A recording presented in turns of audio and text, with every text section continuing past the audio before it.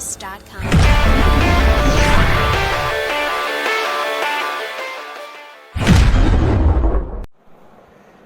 आज हम लोग फिर एक बार Tarkeshwar Narayan Agrawal teachers training college की ऑनलाइन क्लास में आप सबसे जुड़ रहे हैं। आज डीएलएड सत्र 19-21 के प्रथम वर्ष के छात्रों का ऑनलाइन क्लास हो रहा है। उसमें हम लोग आज शारीरिक विकास को प्रभावित करने वाले प्रमुख कारकों की चर्चा करेंगे। इसके पहले हम लोगों ने शैशवावस्था से लेकर के किशोरावस्था के शारीरिक विकास को हम लोगों ने क्रमवार देखा कि किस तरह पे उनका विकास होता है, उनकी लंबाई, उनका भार, उनके जो है मांसपेशियों की वृद्धि, उनके सिर और मस्तिष्क की वृद्धि किस प्रकार की होती है। आज उस संदर्भ में हम लोग देखेंगे कि शारीरिक विकास को कौन कौन से तत्व, कौन कौन से जो है कारक या एलिमेंट्स प्रभावित करते हैं, उसकी हम लोग जो है आज जो है परिचर्चा करेंगे। उस पर जो है हम लोग अपने विचार को साझा करेंगे। उसमें सबसे पहले हम वंशानुक्रम को लेते हैं कि वंशानुक्रम शारीरिक विकास को सबसे ज़्यादा प्रभावित करती है। हम लोग देखते हैं कि माता पिता या उनके पूर्वज के जो गुण होते हैं वह अगली पीढ़ी में ट्रांसफ़र हो जाती है, हस्तांतरित हो जाती है। यानी यदि माता पिता लंबे कद के हैं तो उनके बच्चे भी लंबे होते हैं। यदि उनके माता पिता नाटे कद के होते हैं तो बच्चे भी उसी प्रकार से नाटे हो जाते हैं। यदि माता पिता रोगग्रस्त हैं तो बच्चों पे भी उसका प्रभाव पड़ता है, वो भी रोगग्रस्त हो जाते हैं। यदि वो स्वस्थ हैं, रोग मुक्त रहते हैं तो बच्चों पे भी उसका प्रभाव पड़ता है। यानी शारीरिक विकास पर वंशानुक्रम का प्रभाव अवश्य पड़ता है, उसे स्पष्ट रूप से देखा जा सकता है। दूसरा, वातावरण का प्रभाव। वातावरण का प्रभाव भी शारीरिक विकास को प्रभावित करने वाले प्रमुख कारकों में से एक कारक है। वातावरण के 3 मुख्य तत्व हैं: वायु, प्रकाश और स्वच्छता। हमें शुद्ध वायु चाहिए।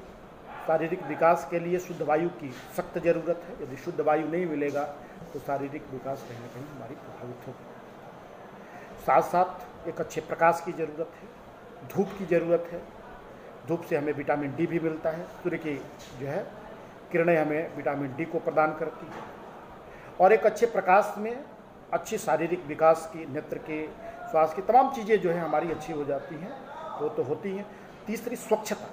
वातावरण में स्वच्छता भी एक महत्वपूर्ण स्थान। स्वच्छ वातावरण में यदि रह जाए तो शारीरिक विकास जो है ठीक ढंग से होता है, शरीर स्वस्थ रहता है।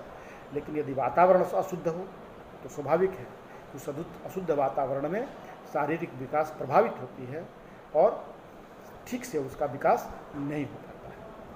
तीसरे कारक के रूप में हम परिवार की स्थिति को देख सकते हैं, परिवार के स्टेटस को देख सकते हैं, उनकी परिस्थितियाँ कैसी हैं, उनकी सामाजिक परिस्थितियाँ कैसी हैं, उनकी आर्थिक परिस्थितियाँ कैसी हैं, उनका रहन सहन कैसा है, उनका खान पान कैसा है। ये परिवार की स्थितियाँ हैं, उनकी परंपराएं क्या हैं, उनकी जीवन शैली कैसी है, यह भी हमारे शारीरिक विकास को प्रभावित करता है।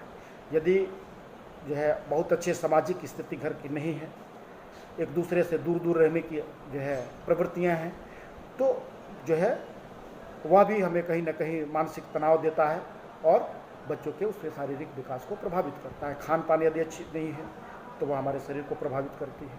यदि आर्थिक स्थिति अच्छी नहीं है तो पौष्टिक आहार कैसे मिलेगा, तो वह भी आर्थिक स्थिति यदि समृद्ध है, अच्छी है, तो वहाँ पे पौष्टिक आहार अच्छा मिलता है। जहाँ गरीबी है, जहाँ आर्थिक स्थिति बहुत अच्छी नहीं है, वहाँ पौष्टिक आहार मिलने में दिक्कत होती है। अच्छी न प्रोटीन मिल पाता है, न कार्बोहाइड्रेट मिलता है, नहीं जो है उनको जितने भी ज़रूरत शरीर के लिए होती है विटामिन्स की, वो भी नहीं मिल पाता है, तो उनका शारीरिक विकास ठीक से नहीं हो पाता है। तो आर्थिक स्थिति भी उससे प्रभावित करती है।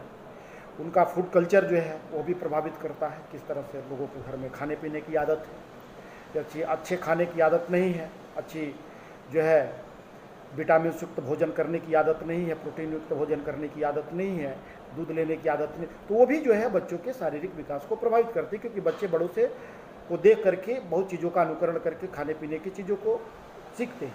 किसी के घर में खान पान की स्थिति है कि वो जंक फूड बहुत ज़्यादा उनके घर में लोग खाते हैं, तो बच्चों पर भी उसका प्रभाव पड़ता है। तो खान पान की स्थिति से भी जो है यानी परिवार की स्थिति भी हमारे शारीरिक विकास को कहीं ना कहीं प्रभावित करते हैं।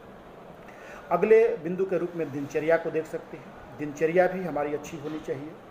खाने के जो है एक निश्चित समय होना चाहिए, सोने का एक निश्चित समय होना चाहिए, जगने का एक निश्चित समय होना चाहिए, स्नान ध्यान करने का जो तमाम चीज़ें हमारी दिनचर्या का जो भाग है, यदि उसे ठीक से नहीं किया जाए तो हमारे शारीरिक विकास को प्रभावित करता है। यदि ठीक दिनचर्या नहीं है तो शारीरिक जो है विकास ठीक से नहीं होगा। यदि दिनचर्या अच्छी है तो स्वाभाविक है कि शारीरिक विकास अच्छे ढंग से होगा। इसलिए हमें बच्चों को दिनचर्या का अच्छे से पालन करना शुरू से ही सिखाने की ज़रूरत है, जिससे कि उनके शारीरिक विकास पर, मानसिक विकास पर अच्छा प्रभाव पड़े। खेल तथा व्यायाम, बच्चों को खेल और व्यायाम दोनों शारीरिक विकास के लिए बहुत जरूरी है। वह खेल के माध्यम से थोड़े से थकान उनको होती है, थकान होती है तो खाने पीने की इच्छा होती है, डाइजेशन सिस्टम उनका ठीक रहता है। व्यायाम करते हैं तो उनकी स्थिति, शारीरिक स्थिति ठीक रहती है, पूरा शरीर में जो है कोई रोग नहीं उस तरह से होता है। तो व्यायाम और जो है खेल यह बच्चों के लिए बहुत ज़रूरी है। खाना का ठीक से पचना, तमाम तरह की चीज़ें जो है उसके माध्यम से अच्छी हो जाती हैं। तो बच्चों को खेल और व्यायाम पर विशेष ध्यान देने की ज़रूरत है, जिससे कि उनका शारीरिक विकास ठीक से हो सके।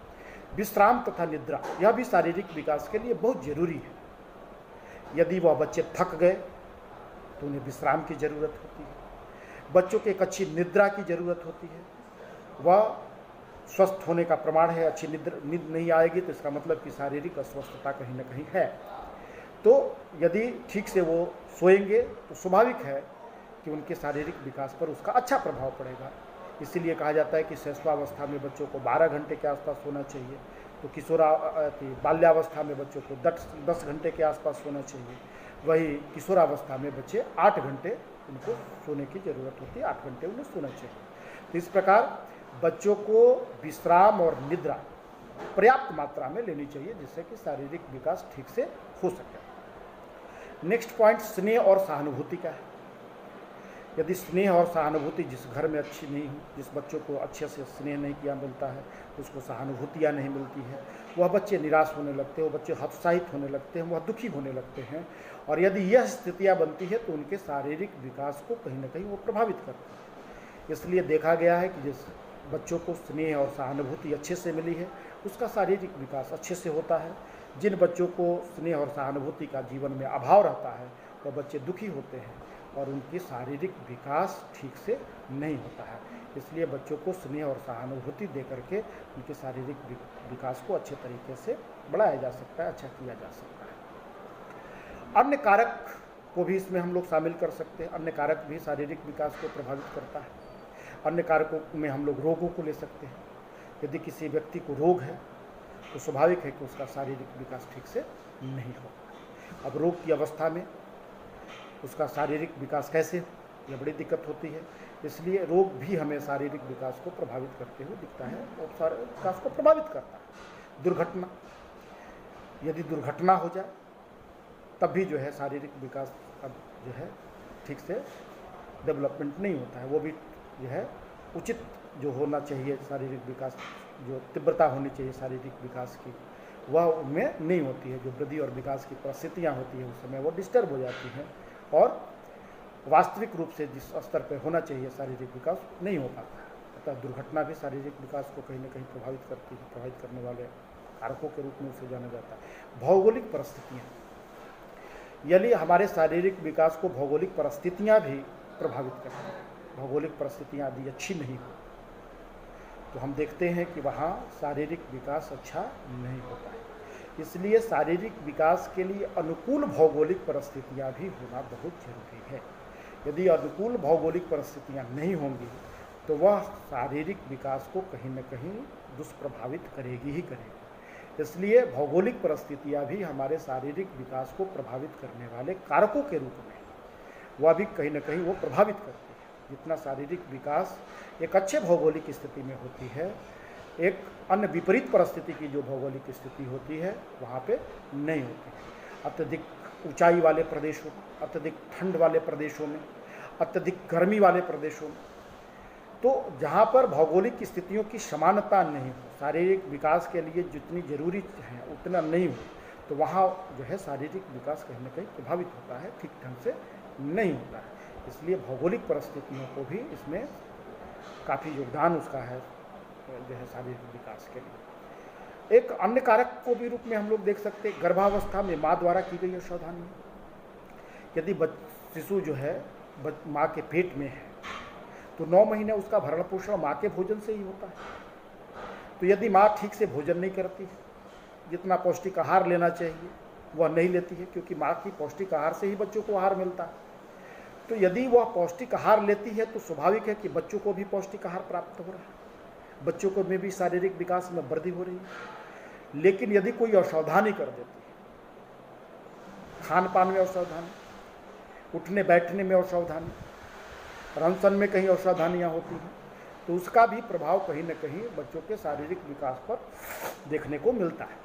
तो इस प्रकार हम देखते हैं कि तमाम तरह के कारक जो हमने 12-14 कारक गिनाए हैं जो है शारीरिक विकास को प्रभावित करने वाले, जिसमें वातावरण, वंशानुक्रम, परिवार की स्थिति, दिनचर्या, पौष्टिक आहार, खेल तथा व्यायाम, विश्राम तथा निद्रा, स्नेह और सहानुभूति, रोग, दुर्घटना, भौगोलिक कारक, माँ द्वारा गर्भावस्था के दौरान जो है असावधानियाँ, ये तमाम जो कारक बताए यह हमारे शारीरिक विकास को कहीं न कहीं प्रभावित करते हैं।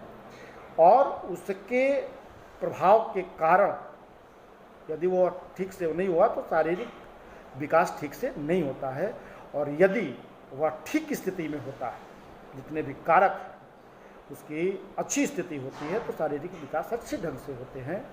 तो प्रभाव और कुप्रभाव को हम लोगों ने शारीरिक विकास की स्थिति में देखा।